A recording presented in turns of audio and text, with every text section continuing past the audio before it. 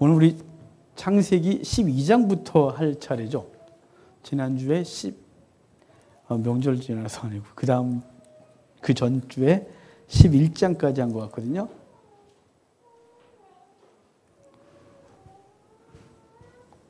(12장부터) 볼게요. 예. 창세기 12장부터 볼 차례인데요. 자, 우리 12장을 피시고요. 여러분, 나눠드렸던 이 도표 있죠? 표. 이 표를 좀 보세요. 이거 좀 보고 12장 갈게요. 이 표를 보면요. 재밌는 게 있어요. 이거 한번, 커지는 거 있죠? 자, 여기 이 커서가 보이나요? 안 보이네요.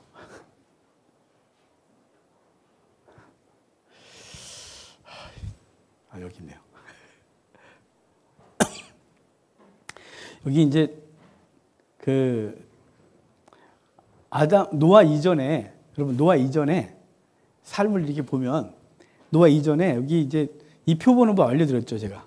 이 표 보는 법이 여기 메뉴에 아담 그러고 나서 아담 그리고 가로치고 되게 조그맣다. 보이질 않아요? 배요? 여러분 표에 표 있으시죠? 전사님 없으세요? 저 표? 예. 거기 표 보면 아담 그래놓고 옆에 130, 970 맞죠? 제가 이거 안 보이는데 그냥 겐토로 때려서 그죠? 그리고 첫 아들을 낳은 애가 몇 살로 돼 있어요? 안 보여. 큰일 났네. 몇 살로 돼 있어요, 여러분? 그 박스 안에. 예? 네, 105세. 첫 아들을 낳고. 그죠? 그랬어요. 자, 그런데, 그래서, 노아 이전까지는 첫 아들을 낳은 게 100세가 다 넘어요. 900년 전후 사는데 100세쯤에 첫 아들을 낳는 거죠. 100세까지는 청춘으로 사시다가. 그렇게 되다가, 근데 이제 이상한 게 있어요. 자, 이제 그 다음 장면을 보면, 노아 이후에 보면요. 노아 이후의 삶을 보면, 자, 아르박삿부터 해볼게요. 아르박삿부터 보면, 아르박삿이 첫 아들을 낳은 게 35이죠. 그러니까, 아르박삿 그리고 옆에 35.483 이래 있잖아요. 그러니까 35세에 첫 아들을 낳고 438세에 죽었다. 이런 뜻이에요. 셀라는 30세에 첫 아들을 낳고 433세에 죽었다. 이런 뜻이에요. 자, 이해가 되시죠? 표 보는 법. 그런데 신기하죠? 노아 이전까지는 100세가 넘어서 아들을 낳았어요. 900년 정도 사시니까. 그런데 이제 이 노아 홍수 이후에 수명이 줄어들기 시작하는데 첫 아들을 30살 넘으면 30대에 다 낳아요. 그래서 아르박삿은 35, 셀라는 30에, 아벨은 34살에, 벨렉은 30, 루 32세, 수룩 30세, 나홀 29세. 빨리 났네요. 근데 갑자기 데라부터 늦어져요. 자, 데라가 70세, 아브라함이 100세, 이삭이 60세, 야곱이 85세. 이상해지죠? 정상적이지 않죠? 이제 이상하죠? 일단 이상하다는 느낌을 갖고서 그 다음 장면 봐야 돼요. 일단 여기 놔두고, 자, 이제 12장으로 갈게요. 이제 창세기 12장 오면 12장에 하나님이 이제 아브라함을 부르시거든요. 원래 아브라함을 부른 게 아브라함 먼저 부른 게 아니라 그랬죠. 데라를 갈대아 우르에서 먼저 불렀다 그랬어요. 우리 지도를 좀 보면 갈대아 우르가 여기잖아요. 여기가 우르 땅이에요. 우르하고 욥기의 우스하고 헷갈리면 안 돼요. 사람들이 욥기에 우스에 사는 욥이라는 사람을 표현할 때 우스가 어디냐니까 갑자기 우르르 가요. 앞에 우자가 같다고. 절대 그러면 안 돼요. 우스는 지금 요르단 남부예요. 현재 요르단 남부 사해 아래 부분. 근데 우르는 메소포타미아 남부 유프라테스와 티그리스가 만나는 저 하류 부분이 그 퇴적층이 있는 데가 우르예요. 갈대아 우르에서 농사 짓고 살다가 거기서 있다가 하나님이 데라에게 너는 내가 지시한 땅으로 가라. 그래서 가다가 하란. 여기 하란이죠, 여기. 요 정도에서 멈추고 데라가 머물러요. 데라 이름의 뜻이 머무른 거잖아요. 그리고 딱 그게 이제 11장까지예요. 그리고 하나님이 아브라함에게 다시 말씀하시죠. 데라가 안 움직이니까. 데라가 움직여야 되는데 데라가 안 움직여요. 자, 이 하란은 이제 12장 1절부터 읽고 합시다. 아유, 정신없네. 자, 12장 1절이요. 1절 볼까요? 같이 읽을까요? 여호와께서 아브라함에게 이르시되 너는 너의 고향과 친척과 아버지의 집을 떠나 내가 내게 집 보여줄 땅으로 가라. 우리 지난번에 그 데라가 11장 마지막에서 죽었지만 아브라함은 데라가 죽은 뒤에 출발하지 않았다 그랬죠. 데라가 살아있을 때 출발했다 그랬어요. 스데반의 설교에서나 사도행전 7장의 스데반의 설교에 스데반이 말하기를 데라가 죽은 후에 아브라함이 떠났다고 되어 있지만 스데반은 그 글의 기록의 순서를 따라서 말한 것이고 연표를 따지면 데라가 살아있을 때 아브라함이 떠나요. 우리가 이제 표 봤듯이. 그런데 여기 이르잖아요. 너는 고향과 친척과 아버지 집을 떠나래요. 고향, 친척, 아버지거든요. 자, 고향, 친척, 아버지. 우리 이 지도에서 생각해 보면 자, 제가 여기 하란 지역이 고대에 에불라 왕국이 있었다 그랬죠. 우리 에벨 때, 자, 우리 다시 이 표를 가볼까요?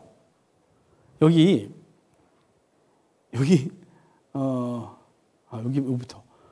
여기 아르박사, 셀라, 에벨, 벨렉 그러잖아요.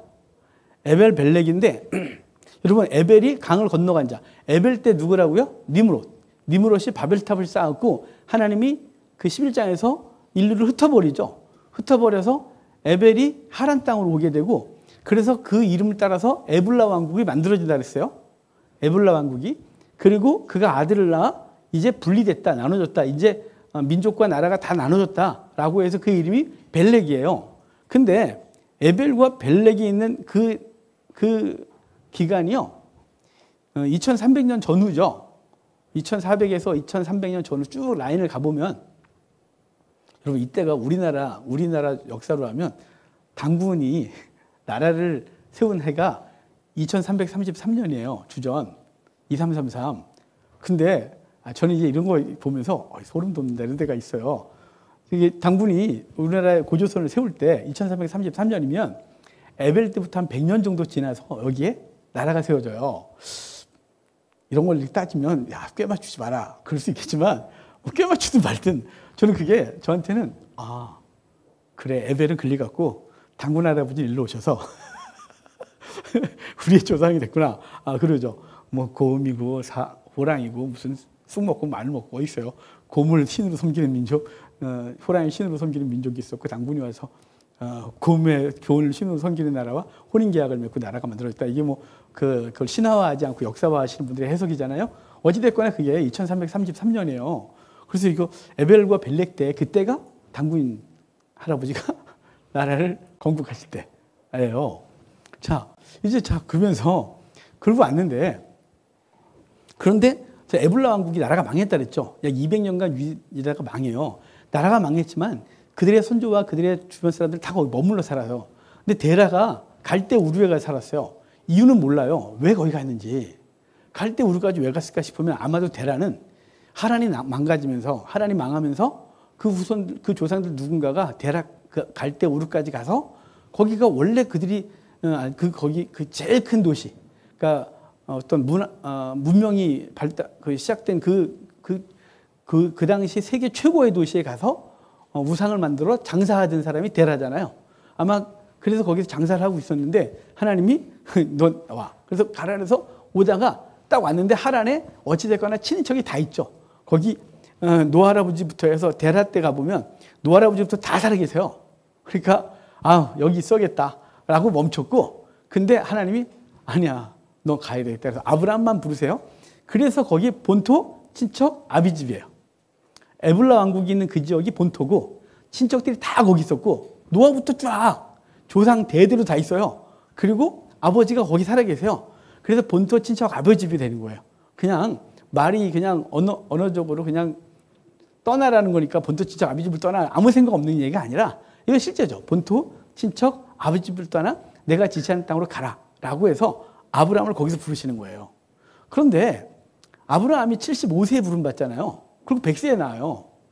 뒤는 이제 75세. 아까 지금 그 연표를 보면서 그 앞에는 다 30살까지 쫙 낳다가 갑자기 데라가 70에 아브라함을 낳고 그 다음에 아브라함은 75세까지 자식이 없고 점점 더 대가 귀해져요. 이 집안이. 왜 그럴까요? 성경을 제가 항상 질문을 던지라 그랬잖아요. 저 여기서 하나님 왜 이래요 이거? 이건 갑자기 다 30대 자식을 낳다가 갑자기 데라부터 70, 아브라함 100세, 60세, 80세. 이게 말이 안 돼요. 이 집안 왜 이래요 갑자기? 라고 질문을 던지는 거죠. 그래서 묵상을 하는 거예요. 답이 없어요. 답 없어요. 어디서 뭐 귀중한 답을 찾았냐? 없어요. 그걸 지지해준 답은 없는데 제가 이제 왜냐하면 하나님은 극히 상식적이고 그리고 어떤 이유가 있을 거라고 하는 것이죠. 아브라함이 하나님 앞에 부름받아서 출발했던 건 뭐냐면 그의 아버지 데라 70세 아들을 낳는데 잔 75세인도 자식이 없는 거예요. 고대 때 자식이 없는 건 어마어마한 충격이에요. 왜냐하면 자녀가 많이 낳는 건 노동력, 그 다음에 자기를 방어하는데 굉장히 중요하거든요. 그 자식을 많이 낳아야 돼요. 그래야 노동력도 많아지고 그리고 대적들로부터 자기 집안을 지키는데 자녀만큼 좋은 게 없죠. 그러니까 철을 많이 두고 철을 통해 자식을 많이 낳아야 되는데 이게 지금 데라도 겨우 3명 낳고 그중에 하나는 죽었고 아브라함은 결혼했는데 75세까지 자식이 없고 정말 얼마나 갈급하겠어요 이 집안이. 그 갈급할 때 하나님이 가라 그러니까 원래 인생은 위기 때 하나님 만난다 그랬잖아요. 그 어떤 자기가 인생에 살면서 한계가 느껴질 때 그동안 내가 막 뭘 하다가 갑자기 어느 날 내가 할 수 없다는 그 어떤 그 절망감, 자기인식 뭐 이런 거에서 절대자를 찾는 게 본성이에요.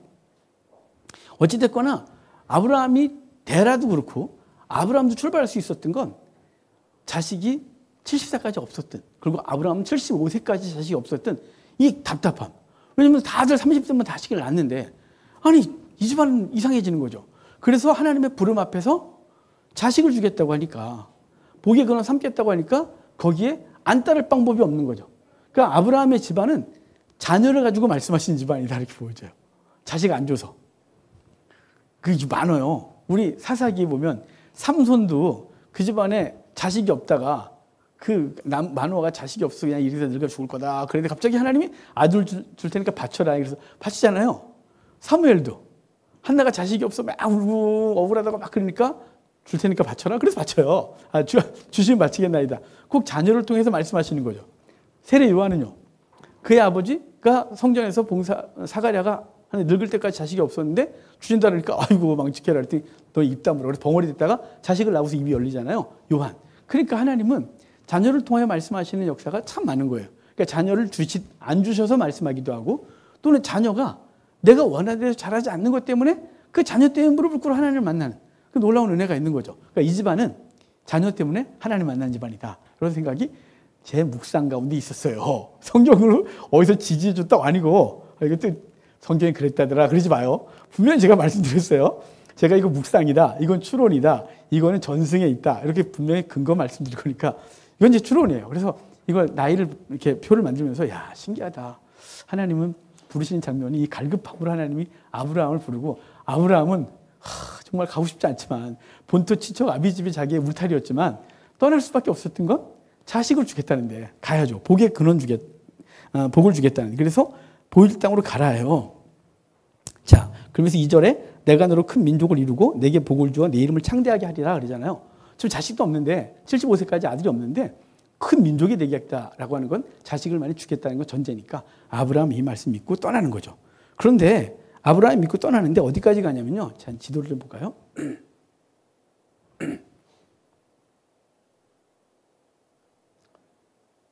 왜 안 돼요? 아니 화살표가 아니고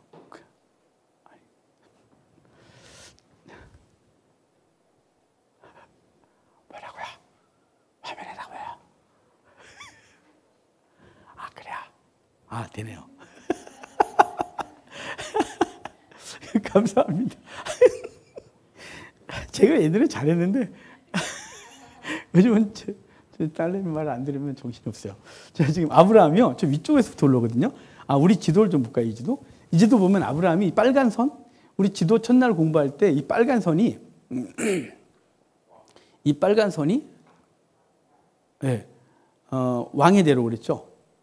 그리고 이 파란 선이 해변길. 그리고 출발하는 데가 다메섹이에요. 시리아의 현재 수도. 그러니까 다메섹은 몇천 년 수도예요. 예루살렘도 몇천 년 수도. 그러니까 뭐 조선왕도 뭐 500년, 600년. 그거는 끼지도 못해요. 이쪽 가면. 그러니까 다메섹이 그 오래된 도시죠. 다메섹에서 내려오는 게 왕의 대로 저쪽으로 해변길인데 아브라함이 이 길을 따라 내려오는 거야. 하란에서. 하란에서 이 길을 따라 쭉 내려오다가 근데 그 다메섹에서 해변길을 따라 내려왔는지 왕의 대로를 따라 내려왔는지는 몰라요. 정확하게 말하지 않아서. 근데 중요한 건 오다가 왕의 대로 따라 내려오다가 이렇게 건너왔는지 아니면 해변길을 따라 내려오다가 이렇게 왔는지는 명확하지 않지만 중요한 건 따라 내려오다가 어디 멈추냐면 세겜에 와요. 근데 이 세겜이요. 어떤 땅이냐면 세겜까지 올 때까지 땅이 다 좋아요. 다메섹에서 내려오면 다메섹에서 쭉 오다 보면 헬몬산 아래 정말 습지가 있고 유일하게 이스라엘에서 소를 방목하는 곳이 헬몬산 아래부터 갈릴리 주변까지예요. 소가 거기서 놀아요.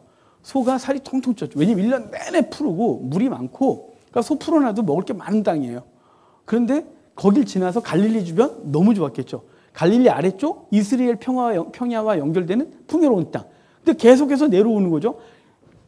하나님이 명확하게 땅 주소를 안 알려줬다는 거예요. 서울시 강남구 청담동 10번지까지 가라. 이러면 얼마나 좋아요. 지시한 땅으로 가라 그러니까 이게 명확하진 않아요. 가다가 좋은 땅 있으면 여기예요? 아니거든. 여기 아니거든. 대답을 안 하세요. 그러다가 어디 오냐면 세겜에 딱 왔는데 여기야 그러세요. 이 세겜이요. 세겜부터가 유대 산지가 시작돼요. 그러니까 이스라엘의 산지가 세겜부터 시작돼요. 세겜이 거친 땅이에요. 그때부터 산맥이 시작되면서 베델이 1000m 해발, 예루살렘이 800, 베들레헴이 900, 헤브론이 1000m 이렇게 해서 그 산맥으로 따라 올라가는 시점이 세겜이에요.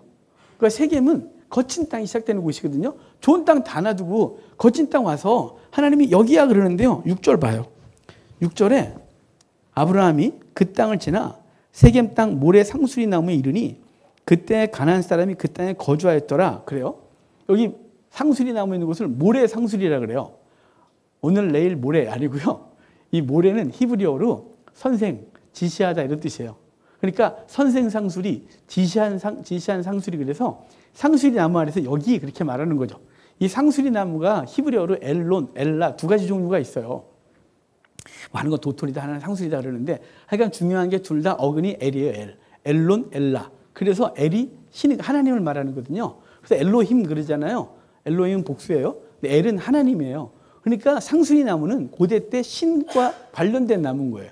그러니까 우리나라 성황당에 있는 나무, 큰 나무, 그래서 빨간 줄 파란 줄 모르는 막 묶어놨잖아요. 그것처럼 고대 중동에서는 신과 연결되어 있는 단어가 상수리예요. 그래서 엘론, 엘라 그러는 거예요. 엘론, 엘라라는 히브리어인데요. 그 상수리 나무가 그래서 아브라함도 그렇고 사람들이 거기서 그 앞에서 제사했단 말이에요. 상수리 나무 아래에서. 근데 그 신성이 있는 나무 앞에 갔는데 하나님이 여기야 라고 하신 거예요. 그래서 그 나무를 모래 상수리 그러는 거예요. 하나님이 지시하셨다. 여기야 여기. 그런 거죠. 그 하나님부터 쭉 출발해온 아브라함에게 여긴가요? 여긴가요? 수도 없이 물어봤겠죠. 여긴가? 여기 같은데 하나님 주다 좋지 않을까? 물이 이렇게 많어. 와 갈릴리 봐 너무 아름다워. 막 그런데 계속 아니다 그러다가 거친 땅 딱 시작했는데 여기 그런 거죠. 이게 정말 그렇잖아요. 종종 그러거든요. 이제 신학을 저희가 강의하는 신학교가 연세가 되신 분들이 오지 않겠어요? 이제 일반 대학교가 아니고 하는 소리가 뭔지 알아요? 젊을 때 안 부르고 늙어 불러서 젊을 때 쌩쌩할 때 불러줘야지. 이제는 힘도 없고 아무것도 못하고 돈도 없고 사업도 다 망했는데 이제 불러갖고 뭘 하는지 모르겠다고 그러죠. 젊을 때 힘이 있을 때 부르면 안 했을 거잖냐고. 그긴 그렇죠. 예전에 부르긴 했대요. 그러다가 버티다가 딱 손들고 온 거예요. 자, 인생 거친 땅. 거기가 여기야. 이렇게 말하는 거죠. 그러니까 모래가 세겜이 바로 하나님이 지시하신 땅이에요. 근데 자, 그 다음 볼까요? 여호와께서 아브라함에게 나타나 이르시되 내가 이 땅을 내 자손에게 주리라 하신지라 자기에게 나타나신 여호와께 그가 그곳에서 제단을 쌓고 거기서 베델 동쪽 산으로 옮겨 장막을 쳤대요. 베델 동쪽 산 그러면 자, 세겜에서 좀 내려와요. 자, 세겜에서 여러분 지도를 따라서 내려오면 여기서 좀 내려오면 베델이 있죠. 여기. 베델이 있어요. 베델의 동쪽. 베델에서 오른쪽을 보면 아이라는 성이 보이십니까? 아이가 그 뜻이 뭐냐면 황폐한 작은 성읍이라는 뜻이에요. 아이 작다. 연결되잖아요. 신기해요. 그래서 여기를 아이성 그러면 사람들이 몰라요. 워낙 조그마니까. 그래서 저희 고향이 문해리라는 곳이거든요. 모르시잖아요. 철원은 아시잖아요. 철원 문해리 이렇게 아는 것처럼 베델 아이 이렇게 불러요. 베델 그런데 베델에 붙어있는 조그만 성이 있다는 거죠. 옆에 그 사이를 통과할 수 있는. 그래서 거기 아이 성이 있는데 이곳을 그래서 베델 아이라고 부르는데 베델 동쪽 아이에 이르러서 그곳에서 제단을 쌓았대요. 그리고 여호와 이름을 불렀다 이 말은 이제 하나님께서 여기야라고 말씀하셔서 세겜에 멈췄다가 거기서 제단을 쌓고 아이 와서 하나님 앞에 예배한 거죠. 그런데 중요한 거 뭐냐면 이 아브라함의 생각은 하나님이 주신 땅 좋을 거라는 전제가 있는 거죠. 그렇지 않겠어요? 하나님이 복 주겠다고 했으니까 당연히 좋은 땅, 복 좋은 거 이거잖아요.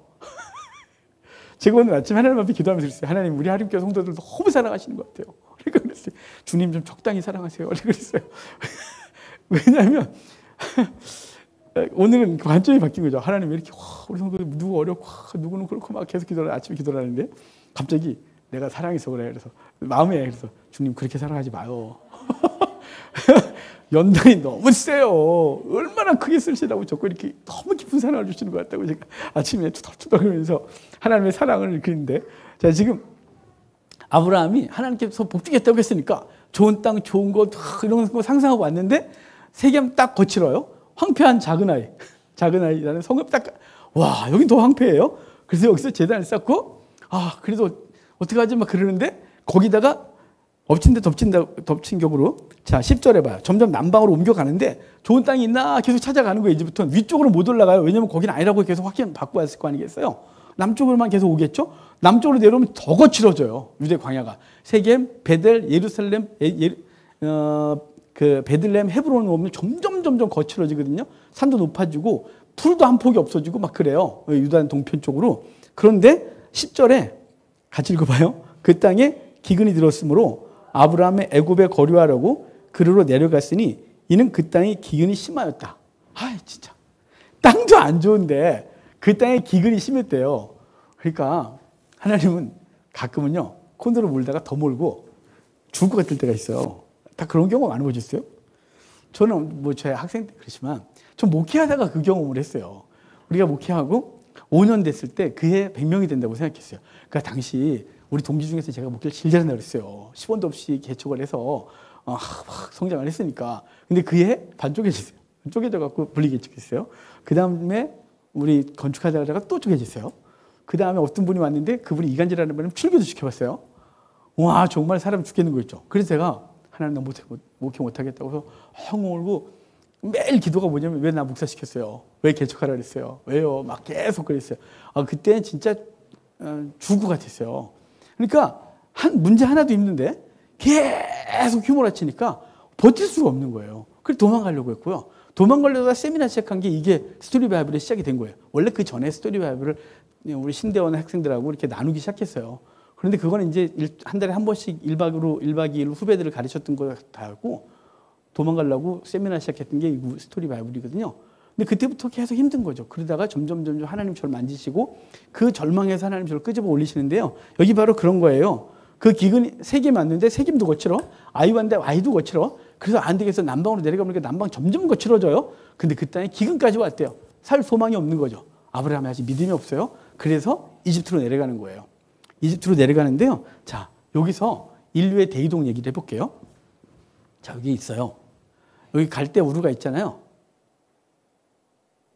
자, 인류의 대이동, 그 고대 근동 역사라는 책을 보면요. 인류가 주전 2000년경에 대이동을 했대요. 당시 인류는 우리 포함 아니고요. 갈대아 우루에 있는 메소포타미아 문명권 사람들의 이동이에요. 그걸 인류의 대이동 그러거든요. 지들 중심으로.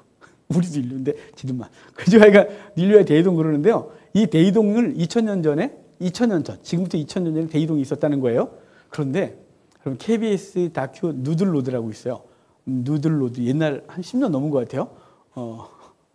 누드로드 아닌 거 아시죠? 누들로드. 제가 발음이 안 좋아서 국수의 길. KBS 다큐 2편짜리인데요. 제가 웬만한 다큐를 제가 다 보거든요. 제가 한 1테라 정도 영상이 있다 그랬잖아요. 거기 대부분 봤어요. 여행, 다큐, 뭐 역사 이런 그쪽 지역, 중동 지역의 영화 뭐 이런 거 있으면 다 다운 받아서 다 보고 저장을 하고 저희 공부하시는 분한테 다 나눠주거든요. 그런데 그 누들로드를 보다가 정말 소름이 돋았어요. 왜냐면요, 누들로드의 초반 시작이 돼요. 누들로드면 국수를 먹으려면 밀부터 나와야 되잖아요. 밀의 역사. 밀을 재배, 그 전에 채집부터 나와야 되죠. 그럼 밀 채집을 어디서부터 시작했냐를 하는데 KBS에서, EBS, CTS 아니고요. CBS도 아니고 KBS요. 일반 방송에서 하는데 뭐라 하냐면 저기 요 정도. 요 정도의 점을 딱 찍는 거예요. 근데 저 장소가 어디냐면 아라랏산이에요. 아라랏산에 노아의 배가 멈추거든요. 거기서부터 인류가 남하해요. 그런데 그 KBS에서 나온 누들로드에 거기가 아라랏산이라는 말은 안 나와요.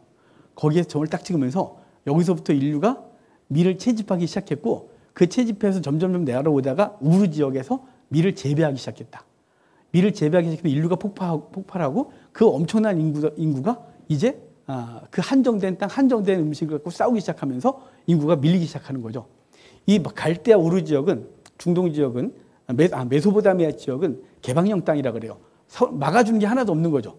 그냥 지형이 막아주는 게 하나도 없고 알아서 싸워야 되죠. 그러니까 대적이 오면 죽게 살기로 싸워야 돼요. 그래서 중동 애들이 거친가 봐요. 목 자르고 막. 그런데 걔들이 어디로 오냐면 점점 오다가 왜 아시아, 저기 이렇게 지금 중앙아시아나 저 터키 땅으로 안 넘어가냐면 여기 우리 지리 공부할 때 했나요? 이렇게 위로요. 위쪽으로 가는 땅이 산맥이 있는데 이게 타우루스 산맥이에요. 해발 3,000m 정도 되는 타우루스 산맥이 위를 딱 막고 있어요. 그 다음에 이렇게 막고 있는 산맥이 있는데 이게 자그로스 산맥이에요. 이것도 자그로스 산맥이 또 엄청나게 높아요. 이 자그로스 산맥을 넘어가면 스탄 땅들이 시작되는 거예요. 그래서 우리 스탄 거친 애들 있잖아요. 거기. 그 거친 땅. 그런데 인류의 대이동을 했잖아요. 자, 얘야, 여기 너무 전쟁이 많단다. 우리 새로운 땅을 찾아가자. 애기 안고 뭐 그랬는데 산 넘고 물 건너 쉽지 않잖아요. 그럼 어딜 가냐면 유프라테스 강 상류를 따라서 쭉 올라가는 거예요.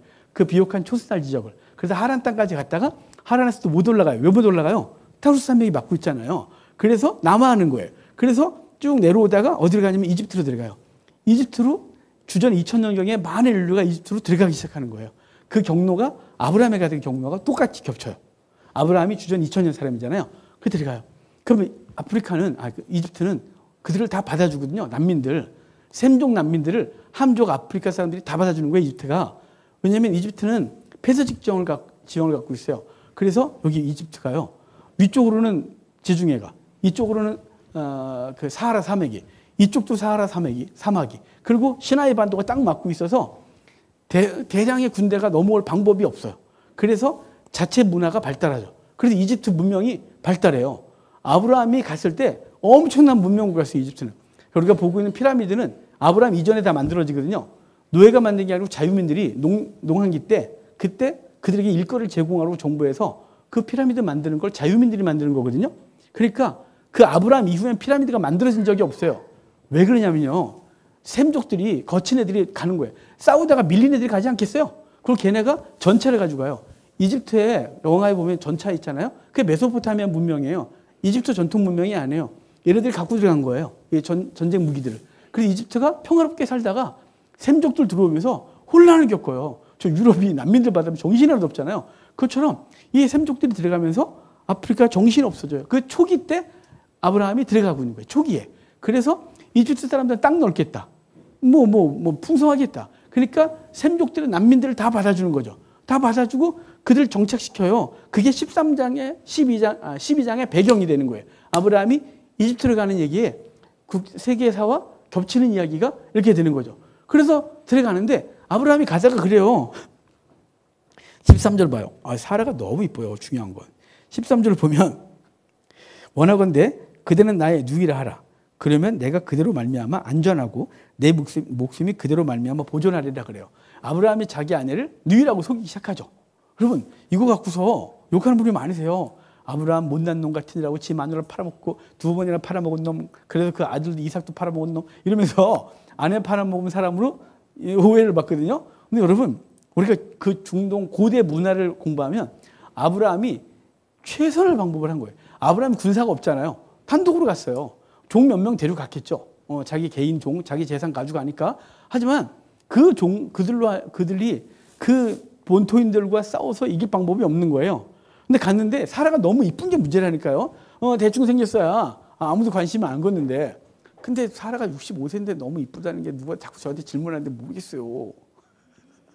60% 어떻게 이뻐요? 제가 쓴 거 아니에요, 성경은. 성경이 나중에 또 90세 때도 사라가 아비멜렉한테 또 뺏겨요. 이쁘다고. 90세 할머니인데? 저도 몰라요. 하여간 이쁘대요. 그래서 갔는데 이제 아브라함이 자기 아내 뺏기고 자기 죽을까봐 아내에게 누이라고 속이자 그래요.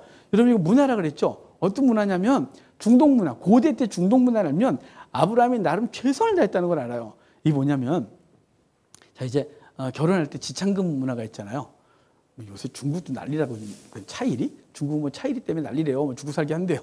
엄청나게 불러서. 그런데 중동도 저기 지금도 지창금 문화가 있거든요.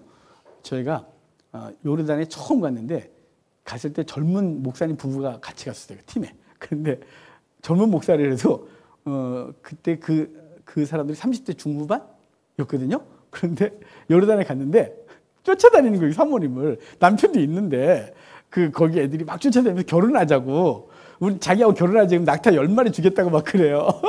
그래서 우리가 가요, 사모님. 목사님 보니까 낙타 10마리 없네. 가요. 막 우리가 막 그랬어요. 그러니까 그들은 나이를 동양인 나이를 구분 못하니까 그분이 30대 후반인지도 모르고 천년 줄 알고 계속 쫓아다니는 거예요. 남편이라고 막 그래도 상관없어요. 남편 보내고 이제 자기하고 살재요. 낙타 10마리 주겠다고. 그래서 우리가 낙타 10마리래요. 막 놀렸거든요. 중동 애들이, 이 중동 사람들이 지창금이 없어 결혼 못하는 사람이 참 많아요. 지금도 요르단은 근친으로 결혼을 하거든요. 많은 부분. 왜냐면 재산을 남한테 줄 수 없어서 만약에 저하고 조집사님하고 형제예요. 근데 제 딸이 태어났잖아요. 그럼 이제 조집사님이 다른 사람한테 가서 저걸 많이 지창금을 주고 우리 집안 재산을 혼자 못하니까 우리가 돈을 탁 밀어 넣어주고 그래서 그걸 지창금을 주고 여인을 데려와야 돼요. 그럼 우리 집안 재산 다 날라가는 거잖아요. 결혼하는 것 때문에. 그럼 재산을 지켜야 되겠죠. 그럼 이런 거죠. 형님, 딸 줘요. 그래. 그래서 요르단은 지금도 중동 그쪽은 근친 결혼이 많아요. 어쩔 수 없이 지창금 때문에 그러죠. 자, 지금 아브라함이 사라를 이렇게 데려가는데 이거 되게 이쁜 거예요. 그럼 이제 여러 남자들이 찝쩍거리지 않겠어요? 결혼하겠다고. 그럼 와서 묻지 않겠어요? 저기요, 관계가 어떻게 되세요? 그럼 이제 내 아내예요. 이렇게 멋지게 말하면 둘 중에 하나예요. 너 그 사람을 남편을 죽이고 그 여자를 데려가면 그 지역에서 영웅이 돼요. 한 부족을 몰살시키고 부족의 아내를 데려와서 사는 그건 나름대로 또 그 지역에선 영웅이에요. 그런데 반대로 내 딸이에요. 내 누이예요. 그러면 반드시 뭘 해야 되냐면 지창금을 줘야 돼요. 얼마면 저기 누이를 저한테 보내시겠습니까? 얼마면 따님을 저에게 주시겠습니까? 그래서 지창금 협상을 해야 돼요. 그런데 아브라함이 팔 생각이 있으면 10억이요. 그렇겠지만 팔 생각 없잖아요. 그러니까 100억이요. 그러면 이쁘시긴 한데 제가 그 돈은 없습니다. 이렇게 되겠죠. 근데 만약에 그런 상태에서도 아브라함을 죽이고 데려가면 그 사람은 그 지역 공동체에서 쫓겨나요. 못 살아요. 왜냐하면 그 공동체의 규약을 어긴 사람이라서 그 사람은 공동체를 떠나야 돼요. 공동체를 떠난다는 건 죽는 거니까 절대 그런 일이 안 벌어지는 거죠. 아브라함은 그러니까 자기도 지키고 아내도 지키는 방법이 누이라고 속이는 거예요. 그래서 그러잖아요. 거기 나의 누이라 하라. 그러면 내가 그대로 말미암아 안전하고 그래요. 안전하다 야타브라고는 히브리어인데요. 원래 토브. 어근이 토브예요. 토브는 좋다, 선하다 이런 뜻이에요. 그러니까 당신이 우리에게 가장 좋은 방법은 당신 누이라고 하는 거예요. 그게 당신도 지키고 나도 지키는 거예요. 아시겠죠? 그러니까 당연히 사라가 뭐 설마 자기가 뺏길 거라고 생각을 안 하니까 오케이. 그러고 갔단 말이죠. 근데 가다 이제 이집트 중심부로 들어갔는데 이 소문이 너무 예쁘니까, 너무 예쁘다는 소문이 어디까지 되냐면 왕궁까지 들어가는 거죠. 바로가 본 게 아니에요. 바로의 귀에 요번에 난민 중에 기가 차게 생긴 여자가 있대요. 나이는 65세래요. 그런데 정말 이쁘대요. 근데 지창금이 너무 비싸서 아무도 시도를 못 한대요. 그러니까 바로가 데려와. 왕이 달려는데 그리고 100억 불렀던 게 100억 줄게. 그 데려가는 거죠. 예를 들어. 그래서 바로에게 뺏겨요. 근데 17절 보면 16절 볼게요. 이에 바로가 그로 말미암아 아브라함을 후대함으로 아브라함이 양과 소와 노비와 암수 나귀와 낙태를 얻었대요. 지창금을 엄청나게 얻어요. 이쁜 여자하고 살아야 돈도 벌어요. 17절에 여호와께서 아브라함의 아내 사레의 일로 바로와 그 집에 큰 재앙을 내렸대요. 그래서 바로가 아이고 잘못했어요. 그래서 사라를 내줬대요. 그래서 또 미안해 손해배상금도 주고 그래서 아브라함이 아내 한번 주고 뺏어오는 바람에 돈 무지 벌어서 이집트에서 나오는 얘기가 12장 얘기예요. 하나님은 그 믿음 없는 아브라함도 그래 거기 멈춰 있어야 되죠. 원래는 세겜 땅 멈춰 있어야죠. 죽으면 죽으리라. 이 땅이 가장 좋은 땅이리라. 주님이 주신 땅 여길 지키겠나이다. 이랬는데 우리 그렇지 못하거든요. 어디서 해야 되죠? 어디를 가야 되죠? 그래서 막 옮겨다녀요. 근데 거기서 그 속에서도 하나님은 우리를 가르쳐주고 훈련하고 합력하여 선을 이루시는 역사가 12장이에요. 13장에 이제 돌아오는 거죠. 13장에 오면 이제 3절을 해볼까요? 그가 네게부에서부터, 네게부는 유대 광야예요. 저 남부. 길을 떠나 베델에 이르며 베델과 아이 사이 곧 전에 장막 쳤던 곳에 이르러 그가 처음으로 제단을 쌓은 곳이라 그가 거기서 여호와 이름을 불렀더라. 그래서 처음 장막 쌓던 그곳으로 온 거죠. 아, 거기로 가야 되는구나 라고 온 거예요. 아내 뺏기고 나서 돈은 많이 벌었지만 되게 좀 분위기가 그렇지 않았겠어요? 나중에 보면 사라가 아브라함을 안 좋아해요. 두 번 바로한테 뺏기지, 아비멜렉한테 뺏겼었지, 그 다음에 이제 아들을 모리아산에 주겠다고 데려갔었지. 사라가 그래서 별거하거든요. 23장부터 사라가 별거예요. 아브라함하고 떨어져 살아요. 내가 저 노망낸 늙은이한테 이따가 죽었다 그래갖고 떨어져 사는데요. 하여간 13장에 봐도 베델로 올라와요. 그런데 거기서 이제 문제가 뭐냐면 재산이 너무 많다는 게 문제죠. 그래서 자기의 종들과 그 다음에 조카 롯의 종들이 서로 충돌을 하니까 조카 롯에게 얘야, 우리 자꾸 종들끼리 싸우니까 땅을 나누자. 너가 좌하면 내가 우하고 내가 우하면 내가 좌할게. 네가 먼저 선택해. 그래서 조카 롯이 선택한 게 여기예요. 소돔. 보이십니까? 소돔, 고모라, 소알, 아드마, 스보임.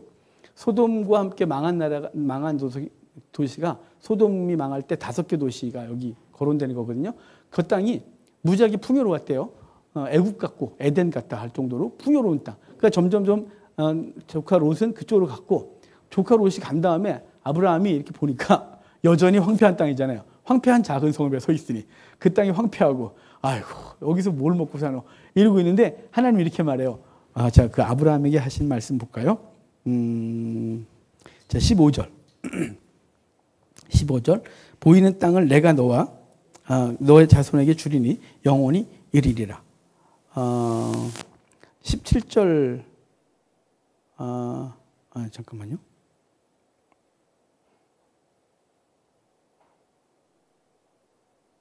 아, 17절 같이 읽어봐요. 너는 일어나 그 땅을 종과 횡으로 두루 다녀보라. 내가 그것을 내게 주리라. 그렇게 해서 이제 약속을 받았는데요. 그리고 이제 아브라함은 헤브론의 마므레 상수리의 헤브론 땅에 가서 거해요. 그런데 이제 하나님이 약속을 주셨잖아요. 네가 밟는 땅 다 주겠다고. 좌우로 봐. 네가 거느려 봐. 다 줄게. 그래요. 자, 그러면 다 주는 땅이 어디? 그건 14장에 얘기를 하고서 그걸 봐야겠네요. 자, 거기까지 해놓고 그래 지금부터 얘기하면 재미가 없어요. 18절 가봐야 돼요. 18절. 이에 아브라함이 장막을 옮겨 헤브론에 있는 마므레 상수리. 자, 헤브론이 어디냐면 예루살렘, 우리 지도 볼 때 예루살렘, 그 아래 베들레헴, 그 아래 헤브론 그랬죠. 헤브론은 해발 1000m 있는 도시예요. 그 헤브론을 거하는데 그 땅을 마므레 상수리 그래요. 이 마므레 상수리. 아까는 세겜은 모래 상수리 그랬죠. 헤브론은 마므레 상수리 그래요. 이 마므레는 강하다 이런 뜻이에요. 강하다인데 사실은 현재 강한 상수리 그러는데요. 이게 의미하는 게 아브라함을 강하게 했다는 뜻이 아닌 게 분명하죠. 왜냐하면 아브라함은 현재 세력이 없어요. 애굽에서 돈 좀 갖고 왔지만 세력이 없어요.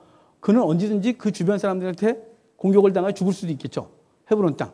그런데 그럼 왜 강하다고 했냐? 미래를 향하여 한 말일까요? 그럴 수 있겠죠. 근데 사실은 헤브론 땅은 강한 족속들이 살아요. 우리가 이스라엘 백성이 이집트에 나와서 그 정탐을 40일 동안 보낼 때 헤브론 땅 때문에 그들이 돌아가요. 헤브론 땅 가봤더니 성이 끓고 그들은 거인 족속이고 그들 앞에 우리는 메뚜기 같고 우리는 가면 다 죽습니다. 라고 해서 그 땅은 강한 족속들이 살던 땅. 그 장소가 그래서 마므레예요. 마므레. 그래서 그 장소가 강하여서 마므레 상수리라고 할 수도 있을 것이고 하나님은 아브라함을 거기에 정착시키면서 그 현재는 롯이 더 풍성하지만 아브라함이 거친 땅 그곳에 거하면서 하나님은 아브라함을 강하게 만들 것이기 때문에 마므레 상수리라고 말했는지도 모르겠다 그래요. 그러니까 이 마므레 상수리는 현재는 그들이 강하고 미래는 아브라함이 강할 거예요. 마므레 상수리 강한 상수리라는 뜻이에요. 그래서 그곳에 거하게 됩니다. 자, 14장 가볼까요? 14장 당시 시날 왕 아므라벨과 엘라살 왕 아리옥과 엘람왕 그돌라오멜과 고임왕 디달과 그러는데요. 이들이 어디 사람이냐면 여기요. 엘람이 여기거든요. 여기죠. 엘람이 여기예요. 현재 페르시아, 이란 땅이에요. 고대 때 페르시아죠. 엘람인데 이 엘람 이쪽에는 연합군들이 지금 여기 소돔과 고모라를 치겠대요. 소돔과 고모라가 조공을 바치다가 끊어요. 이들한테. 그러니까 이들의 영향력이 이 가나안 땅까지도 미치고 있었다는 거죠. 그래서 조공을 바치다가 얘네가 더 이상 못 바치겠다. 그리고 안 해요. 뭘 바쳤을까 싶으면 얘네가 고대 때 소금이 많지 않겠어요? 소금은 고대 때 화폐예요. 그래서 느헤미야서 보면 우리가 왕의 소금을 먹는 자입니다. 그래서 월급으로 소금을 받았다는 걸 알 수 있어요. 그래서 중동에 가면 진짜 환영하는 거는 소금을 무지하게 주는 거래요. 귀한 손님이 오셨으면 소금을 한 숟갈 퍼서 못 먹을 정도로. 그게 이제 손님 환대하는 법이랍니다. 요즘은 좀 많이 바뀌었지만 고대 때는 소금이 너무 귀하니까 소금을 많이 줘서 난 당신을 이렇게 귀하게 섬긴다. 이렇게 표했답니다. 하여간 소금으로 조공을 바쳤었겠지만 소금도 돈이니까 자기도 국력도 키웠겠죠. 그래서 조공을 거부해요. 그래서 이 다섯왕이 이 소돔 땅을 공격해 옵니다. 그래서 소돔, 고모라, 소알, 아드마, 스보임 이 연합체를 공격하고 여기가 다 끝나고 10절에 봐요. 10절 시띵 골짜기에는 역청 무더기가 많은지라 그러잖아요. 이 역청이 우리 전에 노아 방주 얘기할 때 노아 방주에 역청을 지냈다 할 때 그때 코펠이라 그랬어요. 히브리어가. 근데 여기는 역청 그래놓고 히브리어가 해마르예요. 해마르는 콜타르, 그러니까 석유요. 그 시꺼먼 거. 그게 처음으로 등장하는 거예요. 그래서 제가 예전에 신학생 때 읽었던 책인데 그 석유업자가 성경을 읽다가 지금 시나이 반도에 석유가 나오겠구나 라고 해서 시추했대요. 그래서 그때 언제 시추한 거냐면 지금 이스라엘이 지금 중동 전쟁하잖아요. 6.1 전쟁 때 그때 시나이 반도를 이집트로부터 뺏어요.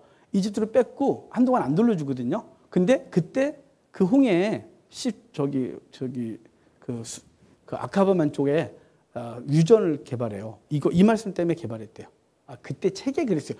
저는 안 만났어요. 책에서 읽었어요. 성경 읽다가 여기 그럼 있는 거야. 그래서 거기서 유일하게 요르단과 이스라엘 사이에 현재 유일하게 있는 유전이 아카바만에 있는 유전이에요. 근데 나중에 이제 시나이 반도를 돌려주면서 이스라엘이 협상을 하죠. 그 유전에서 나오는 석유 우리가 우선권 갖고 있겠다. 돈은 줄 테니까 우리가 우선 살 수 있도록 하는 조건으로 돌려줬어요.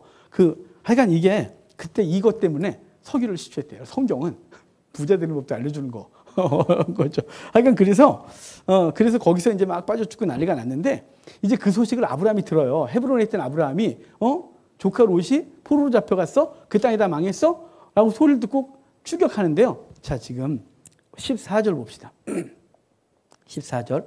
아브라함이 그의 조카가 사로잡혔음을 듣고 집에서 길리고 훈련된 자 318명을 거느리고 단까지 쫓아갔다 그래요. 여기 318명 정확하게 숫자가 나오죠. 근데 318명이라고 하는 숫자가 이게 진짜 아브라함이 데리고 있었던 군대. 그러니까 사병이 318명이냐. 그런데요, 사실은 히브리 문학 방식을 따라서 하면 318명이 넘을 수도 있고 안 될 수도 있어요. 이 318이 뭐냐면요.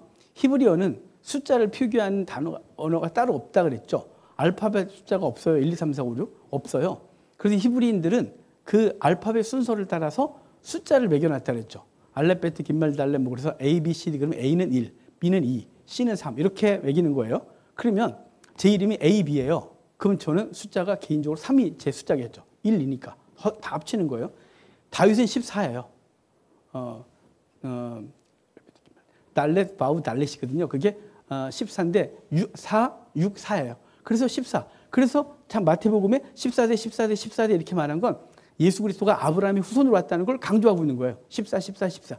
히브리인들이 갖고 있는 이 언어의 위. 그리고 이거를 어떤 글을 숫자로 바꾸는 걸 게마트리아 한다 그래요. 이 153이래. 지금 318명. 153은 나중에 이제 모나미 153이잖아요. 근데 318은 누구의 게마트리아냐면 엘리에셀의 게마트리아예요. 엘리에셀이 누구냐면 이제 15장에 나와요. 엘리에셀. 이 엘리에셀은 어떤 사람이냐면 아브라함의 종인데요. 전승에 의하면 아브라함이 하란에서 내려오다가 다메섹에서 고아 한 명을 데려왔대요. 오갈 데 없는 애를 그래 너 우리 집에 살자 그래서 데려와서 어린아이니까 그 아이를 집에서 키워서 그 아이에게 모든 전권을 아들처럼. 그래서 엘리에셀이 그 아브라함의 군대를 지도하고 있다는 거죠. 그래서 그 318은 엘리에셀의 숫자예요. 그 사람의 숫자. 다윗 318. 153은 저기 요한복음이고요.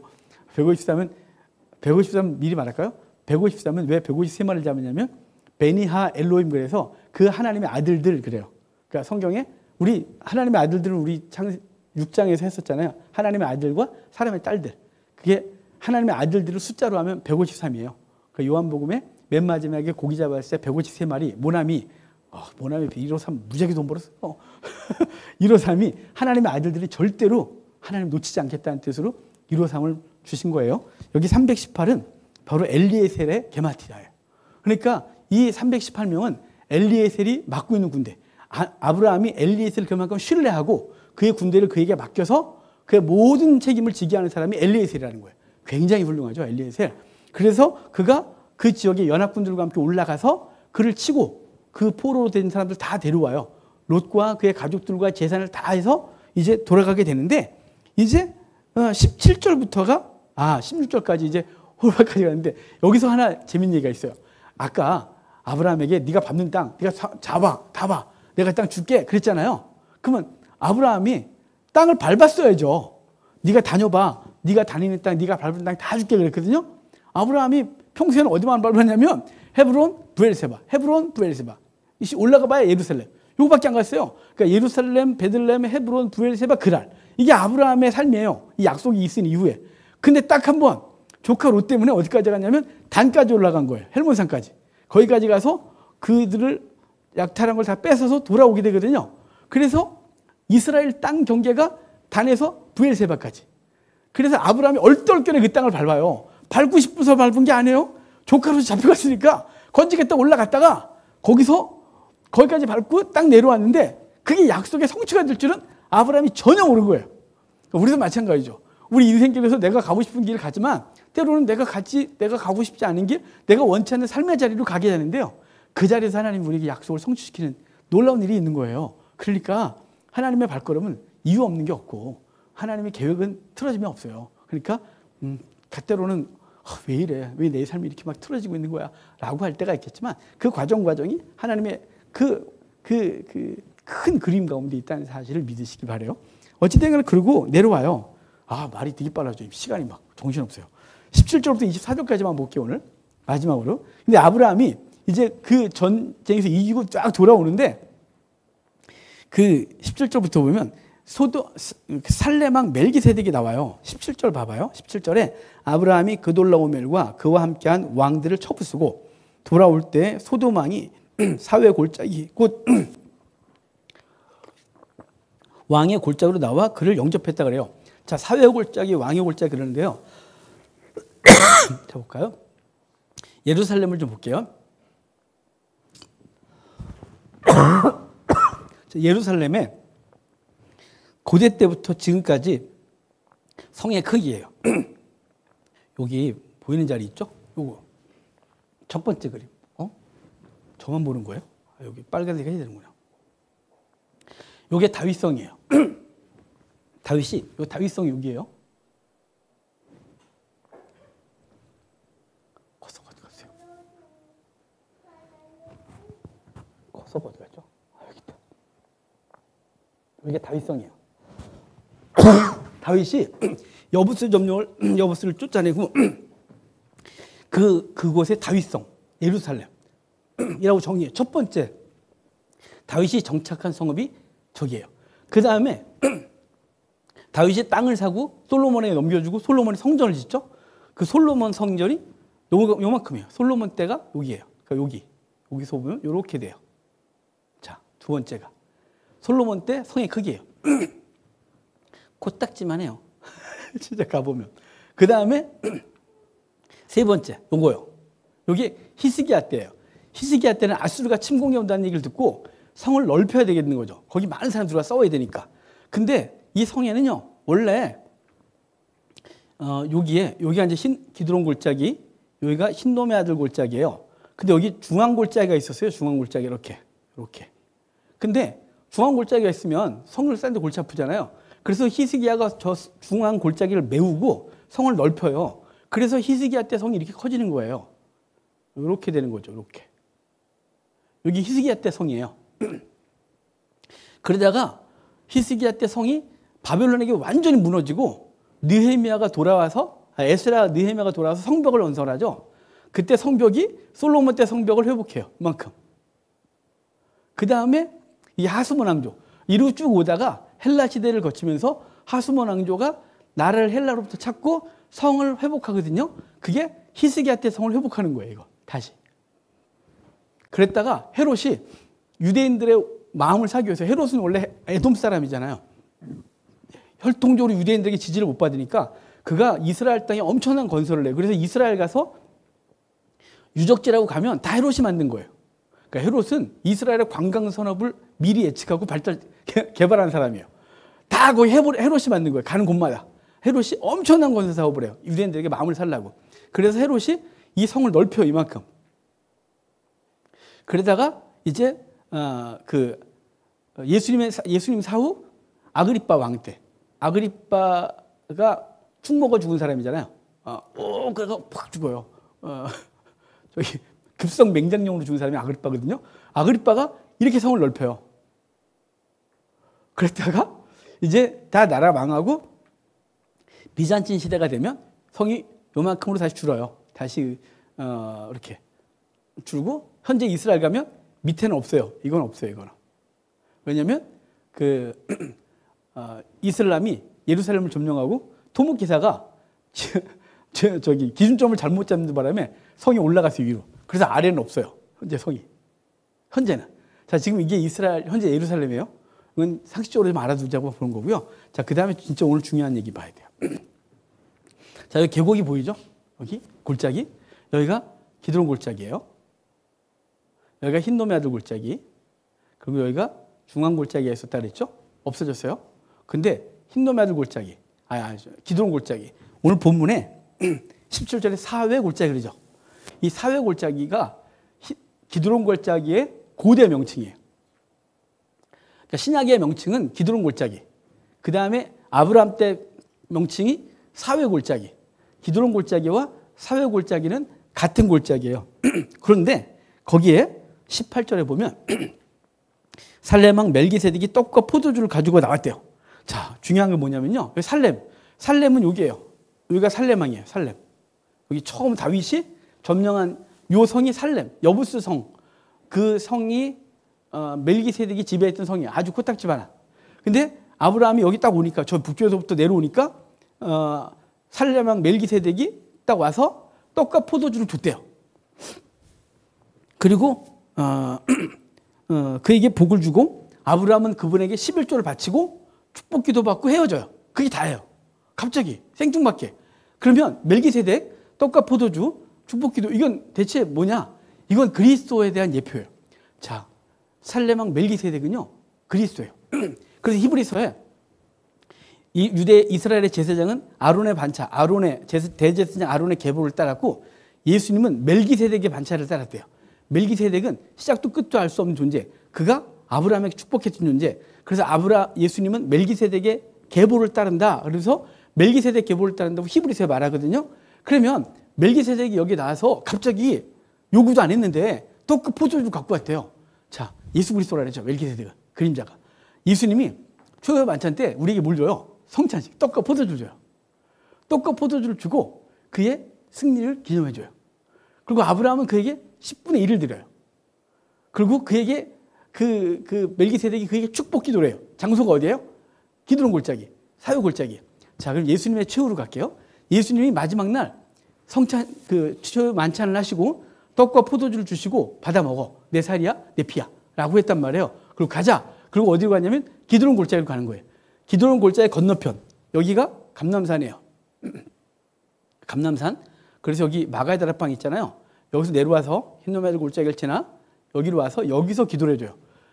요한복음 17장이 대제사장적 중보기도라고 하는 기도를 여기서 하거든요. 여기서 손을 들고 그런 거죠. 하나님, 당신과 내가 하나인 것처럼 이들도 하나가 되게 하시고 당신이 나를 지켜주신 것처럼 저들도 보존하여 주옵소서. 이게 대제사장 중보기도의 핵심이에요. 여기서 예수님이 그들을 축복기도하고 잡혀 죽으시는 거예요. 잡혀서 들어가시는 거예요. 그러니까 여기 멜기세덱은 누구를 정확하게 그려주고 있냐면 예수님이 우리에게 떡과 포도주를 주시고 그리고 그 주의 백성들을 향하여 축복기도해 주시는 장면이 멜기세덱 얘기로 등장하는 거예요. 이게 사유골짜기, 기드론 골짜기에서 벌어진 놀라운 예표적 그림인 거죠. 그리고 이제 전리품을 나누는 얘기로 14장이 맞춰져요. 자, 그러니까 오늘 12, 13, 14 3장밖에 못했네요. 3장밖에 못했는데 할 얘기가 많은데 너무 시간이 많이 가면 우리 1시간 안에 끝내는 게 지혜롭지 않겠어요? 아무리 재밌어도 1시간이 넘어가면 졸고 그만해라. 저한테 이렇게 눈으로 메시지 보내시거든요. 그래서 제가 눈치가 빨라요. 눈치밥을 얼핏 먹고 살아서. 그래서 여기 멈출 건데요. 하여간 이 부분 또 돌아가서 성경을 좀 읽으시면서 이게 그런 얘기였구나. 그런 얘기였구나라고 공부를 좀 해놓으시면 다음 주 15장 할 때 15장 또 엄청난 얘기가 있어요. 이렇게 원래 예고를 연속극을 항상 해줘야 되는 거잖아요. 엄청난 얘기가 15장 시작하면서 있어요. 그러니까 14장까지 하고 15장을 다음 주에 하도록 하겠습니다.